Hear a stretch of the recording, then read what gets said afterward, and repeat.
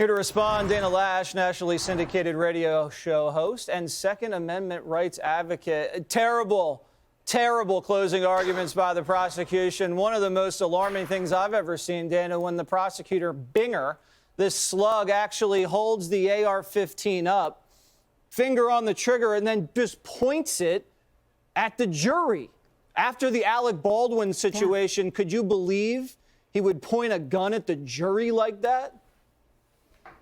After some of the arguments, Jesse, that I've heard from what I'm calling Brennan and Dale of the Step Brothers law firm, I believe it. I mean, it kind of seems, it's insane. I mean, he flags the entire courtroom and jury, and to be honest, I'm actually kind of surprised that a bailiff, or I don't know if they had a state trooper in the courtroom, didn't intervene at that moment. Finger on the trigger, didn't even have it shouldered properly. He went to the Alec Baldwin School of Firearms Handling, apparently.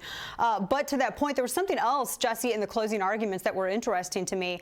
Krause, or AKA Dale Doback, I was listening to him say, oh, no, there's no such thing as right or left-handed firearms. Well, actually, yeah, there is. And I was really shocked to hear a prosecutor say that in a courtroom setting as though it had any kind of factual weight. I mean, anyone who's ever shot, if you're right-handed, you shot with maybe a left-handed shotgun or vice versa, you know how your weapons control or how brass is spent. That was also insane to me. But this is self-defense on trial, and you have a clown show of a trial that should not even progress to this point, because I 1,000% agree with you, Jesse, and I thought you made some phenomenal points earlier on the 5. This was a clear-cut case of self-defense.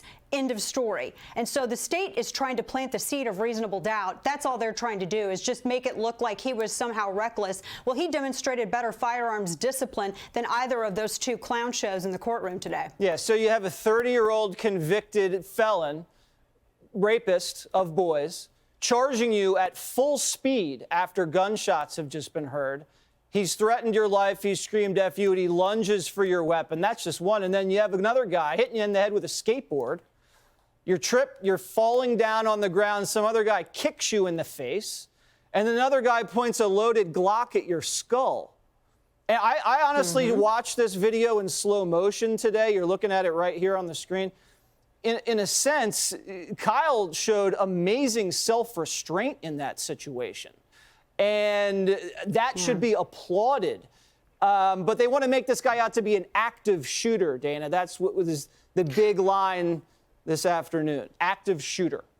Which, yeah, that's actually incredibly offensive, as it's a diminishment of mass casualty incidents. And there's a huge difference between someone who's obviously going out to carry out a mass casualty incident and someone who's forced to defend himself and doesn't even actually bear and present his firearm in that manner until he's knocked to the ground. The video is completely clear. And the discernment that he showed when Gage Groskowitz was approaching with his Glock extended. You know, in some states, low ready and then full presentation, you're talking about the difference between a misdemeanor and a felony.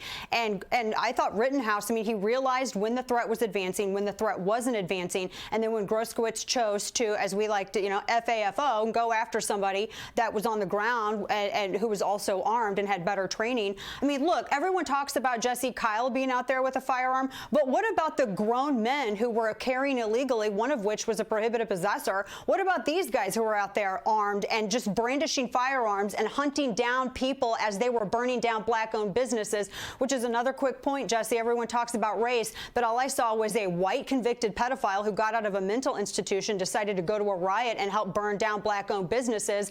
Another white domestic abuser, his charges included strangulation and kidnapping, and another white criminal who was illegally carrying a firearm. White, and white, all with Antifa, burning down black-owned businesses. So if people want to have a discussion about race, there you go. It's really well said, Dana. And that's how the press is going to prime this thing. They're already priming it for riots. And that's why they have the National Guard out there. As we said at the top, the jury is going to start deliberating first thing tomorrow morning. Right. But, I mean, if you have a white guy that shot two white guys, a third white guy was wounded in an all-white city with a Democrat governor, Democrat mayor, Democrat DA, the press is going to want to make this about race. And as you saw today, they checked this kid's phone. This kid's 17, nothing about race, nothing about militia, nothing about white supremacy. There's nothing there. Exactly. Nothing there at all whatsoever, and they are absolutely incorrectly making this about race when really it's about self-defense on trial. And one more quick point, if I may, Jesse, when the state was arguing in their closing arguments, and they actually said that because Rosenbaum, I guess, didn't bring a firearm to a fight, it was unfair for him. Well, you don't go around looking for trouble, and you don't have to meet that consequence. But here's the thing: he said, why couldn't Kyle Rittenhouse just fight him with his fist? Let's keep in mind that the exact type of rifle that Kyle Rittenhouse was carrying that evening is actually the firearm that is involved in the least homicides. FBI crime reports, UCRs that you can find 2015 to 2019, that's the last year available, shows that hand, feet, and fists are double the amount used in homicides and homicide cases than long rifles like Kyle Rittenhouse's. So I thought that was an interesting point that the prosecutor just inadvertently, accidentally walked into. Well, because it's just another one of those narratives that are just blowing up in their face. Dana Loesch, thank you so much for joining us on Primetime. Always good to see you.